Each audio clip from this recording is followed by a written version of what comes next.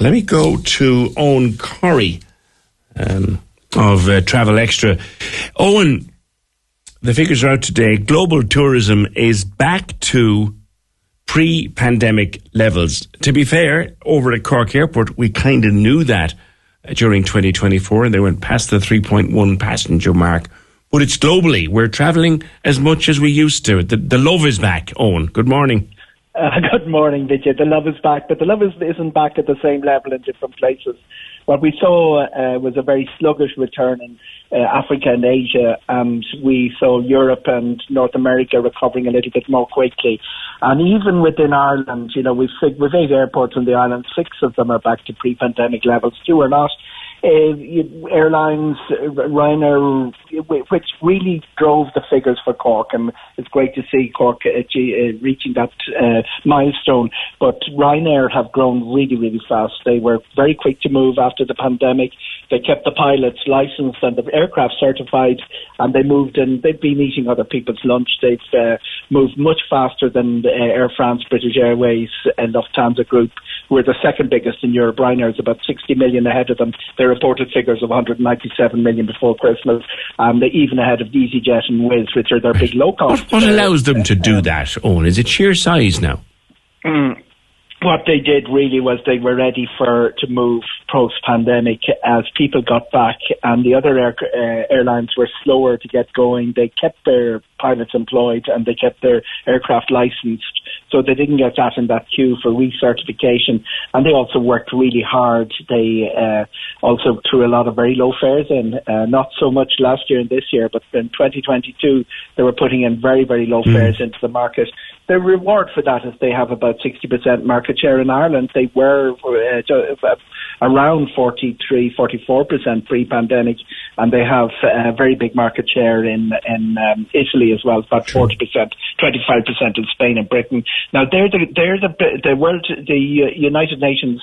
What used to be the UNWTO, the World Travel Organization, but it's now United Nations Travel. They have been tracking what's been happening worldwide, and they're saying that Asia and Africa were slowest to move, but it's coming back, and it would have come back a lot more, PJ, without the conflicts. Yeah. What about? Yeah, we'll get to them. What about inward tourism, Eoghan? People coming to Ireland. That was a bit shaky the last couple of years. Is it returning?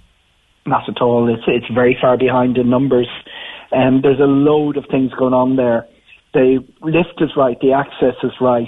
The hotel prices, there was a bit of a problem with that, and the hotel availability, that's coming back. A lot of those hotel rooms that we've discussed on this programme and in other programmes on the station, is that they where a lot of them are out in government contract. Most of those beds are coming back now. It's a much smaller percentage. That pushed the prices a little bit high for Ireland. But the main problem, PJ, and we have to come back to this, is we are very dependent on 4 main markets, and 3 of those are still very, very sluggish. Britain has been really slow since Brexit. France a little bit better than Germany, with Germany very slow to return. Their outbound travel isn't back to pre-pandemic. What saved last summer and the summer before for Irish hoteliers was America. Loads of good access, extra capacity being put on, and the average spend for the Americans is higher. So Irish tourism really was saved by America. That's going to continue because we have a lot of good access to United are boosting their capacity by 20%. Yeah, but you think Mr. Trump's arrival back in the Oval Office and things like drill baby drill and all that kind of carry on, how is that going to affect tourism, or will it? There's 2 schools of opinion on it, and there was a big aviation conference in Dublin last week, and very interesting to hear some people saying, okay, there's going to be more emphasis on immigration and stopping people travelling, to making life difficult for them access. And there's another side saying he's very pro-business, so he will actually take out some of the silly regulations and about transfer of money and payments and things like that made international aviation, that slowed it down. There is a sort of a feeling pro-business will keep people travelling more, but there's no doubt he's quite xenophobic. There's no other word for it, and that is not good. When somebody starts talking about closing borders and making life more difficult to cross borders, it's going to be a problem. There is another problem which has nothing to do with Trump, but a knock-on from him. The dollar is soaring.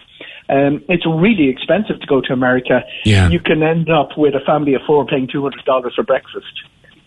I was talking, my sister actually was in New York and my sister-in-law were there for a couple of days with the kids there over the Christmas and the New Year, and they said the price of a cup of coffee and a scone is just not mad. Yeah, the dollar is so strong. And New York, San Francisco, Miami, more so than Orlando, the prices are exorbitant. You can get cheaper destinations. One of the really good cheap access routes over winter, and it's from Dublin, not Cork, is Las Vegas. It was a bit of a surprise from Aer Lingus that they announced the route. Bookings are very strong. And when you go to Vegas, one of the joys about those big casinos is the guys who are losing money on the roulette table are paying most of the bills, and you can get really good value breakfast, dinners, things like that. Not go near a casino and go out and see the Grand Canyon and the Red Desert. Bear that in mind. So looking ahead to 25, Eoghan, just one thing. We talked about it last year, you and me, the protests in Spain about so-called over-tourism. Now, absolutely. I spoke to friends of mine who live over there, and they said it was a bit blown out of proportion. And I was in Lanzarote in the summer. I saw one small bit of graffiti in the capital, Arrecife. I didn't feel in any way threatened by these protests. They haven't affected tourism. They haven't affected bookings. As you say, the people who've gone there, if they saw something pasted on a lamppost, that's as much as contact as they have.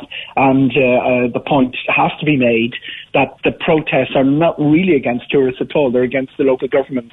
They feel that that rent prices are going up because short-term letting is going to tourism, and also... Well, it became too easy to get stuff into tourism. Places that I was there 10 years ago that were residential, and I used to wander around in the morning just to see what... They're now all full of short-term lets, and you can see how that's a problem for locals.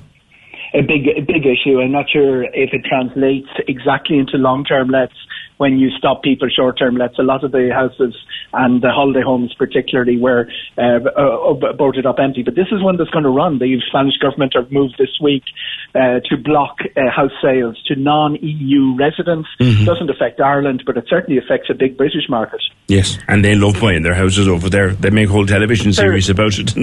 I think there are about 80,000 people, Irish people, living in Spain. Now, there's a lot of going to and fro. There are people who have houses out there and they pop out up to 5-6 times a year. So they're home for part of it, away for part of it. Because it's an EU country, it doesn't have any impact on legally on your status. Yes. And we do have about 80,000. So if Spain wins the All-Ireland Hurling Championship in a few years' time, you know what happens. Come here, lastly, Eoghan, looking ahead in a quick minute, how do you foresee 25 for the industry overall in general? Do you see a good year? A good year. It's been very good prices up there in the sales and very good access, and as you say, new routes out of Cork, especially Cork growing very, very fast. I do worry about the aircraft supply that will drive prices up a little bit during the summer, but I think airlines learned a lesson last year. They pitched the prices in too high in January and had to reduce them. They're not doing the same this year. All right. Eoghan Corry of Air and Travel magazine.